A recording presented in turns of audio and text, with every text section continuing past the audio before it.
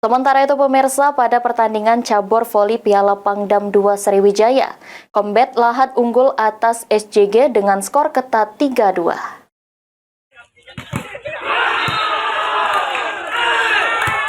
Sejak dimulainya pertandingan, kedua tim tampil sangat baik, sehingga di set pertama kemenangan diambil alih oleh tim Combat Lahat dengan skor 25-20 yang tampil sangat apik dan baik. Lalu di set kedua SJG memberikan perlawanan dan akhirnya set kedua berhasil direbut oleh tim SJG dengan skor 21-25 sehingga merubah kedudukan skor 1-1. Set ketiga dimulai Combat Lahat yang tidak mau kehilangan poin, tampil kompak dan semangat sehingga berhasil memenangi set ketiga dengan skor 25-18 dan merubah kedudukan menjadi 2-1. SJG dengan semangat penuh tidak mudah menyerah begitu saja. Kompaknya permainan membuat set keempat diambil kembali oleh SJG dengan skor 25-27 dan merubah kedudukan menjadi 2-2.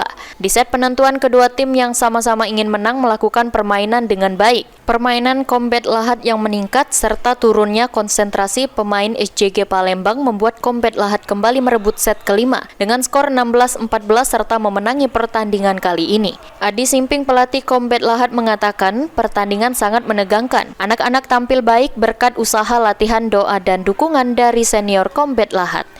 Sangat menegangkan, tapi terlebih dari hasil latihan anak-anak yang dari jarak yang jauh juga kami bisa memberikan hasil yang maksimal, alhamdulillah. Lebih dari dukungan dari keluarga, teman-teman, dan para senior Combat dari Lahat.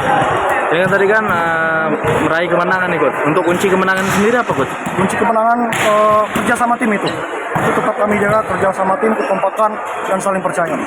Untuk targetnya sendiri apa, Coach? Target sendiri yang penting anak-anak terus bermain dengan bagus. Kalau masalah target untuk ini kedepannya biarkan proses dari hasil. Adi berharap dunia voli di Sumatera Selatan terutama di Lahat dapat lebih maju lagi. Ridho Ilahi, PAL TV.